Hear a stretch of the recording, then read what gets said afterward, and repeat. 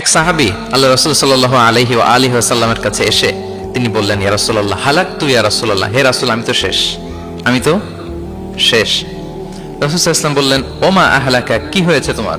তো সে বলে, ওয়াকাআতু আলা ইমরাআতি ফি রমাদান, আমি তো রমজান মাসে দিনের বেলায় আমার স্ত্রীর সাথে মেলামেশা করে ফেলছি, একেবারে ফাইনাল মেলামেশা, আমার সিমেন আউট হয়ে গেছে বডি থেকে। এজন্য সে অস্থির হয়ে রাসূল সাল্লাল্লাহু আলাইহি ওয়াসাল্লামের কাছে এসে, ইয়া রাসূল আমি তো শেষ, আমারে বাঁচান। কি হয়েছে? বলে, দিনের বেলায় রমজানে স্ত্রীর সাথে মেলামেশা, ইন্টিমেসি নিষেধ, আমি তো ইন্টিমেসিতে চলে গেছি, আমার কি হবে, আমারে বাঁচান। তো আপনারা জানেন যে ইচ্ছাকৃত যদি কেউ রোজা ভাঙে, ইচ্ছা করে যদি কেউ রোজা ভাঙে, তার বিধান হচ্ছে তার কাজাও করতে হবে, কাফারাও দিতে হবে। কাজা মানে একটা রোজার জন্য আরেকটা রোজা, আর কাফারা হচ্ছে হয় তাকে একটা দাস আজাদ করতে হবে, অথবা তাকে 60টা রোজা রাখতে হবে টানা, অথবা 60 জন মিসকিনকে খাওয়াতে হবে। তো সে যখন এসে বললো, ইয়া রাসূলুল্লাহ আমাকে বাঁচান, কি করবো আমি? রাসূল সাল্লাল্লাহু আলাইহি ওয়াসাল্লাম বললেন, আচ্ছা ঠিক আছে, তুমি এই কাজ করে ফেলছো, তোমার তো পেনাল্টি হয়েছে। তো পেনাল্টি কি?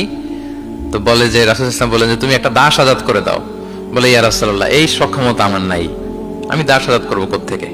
আচ্ছা এটা পারবা না, তো তাহলে টানা 60টা রোজা রাখো কাফারা হিসেবে, টানা 60 দিন রোজা রাখতে হবে, রমজান চলে যাওয়ার পরে 60 দিন রোজা, এটা রাখো। বলে, ইয়া রাসূলুল্লাহ এটাও পারবো না, আমি টানা 60 দিন রোজা আমি রাখতে পারবো না।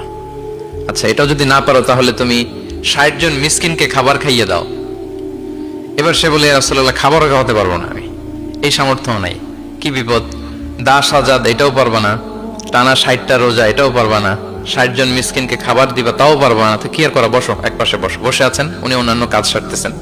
হঠাৎ এক ঝুড়ি খেজুর রাসূল সাল্লাল্লাহু আলাইহি ওয়াসাল্লামের কাছে আসলো, এক ঝুড়ি সাদাকার খেজুর আসলো। আসার পর রাসূল সাল্লাল্লাহু আলাইহি ওয়াসাল্লাম বললেন, ওই লোকটা কই যে এই কাজ করে ফেলছে? তাকে নিয়ে আসা হলো।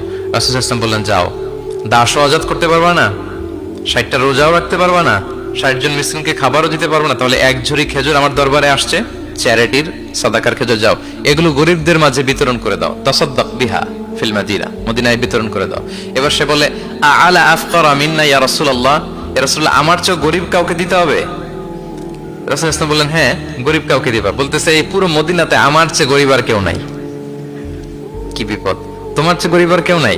বলতেছে, আমি সবচেয়ে মদিনায় গরিব। বলতেছে, তাহলে কি আর করবো, যাও তুমিই খাও, নিয়ে যাও বাসায়, তুমি আর তোমার ফ্যামিলির সবাই মিলে এটা খাও।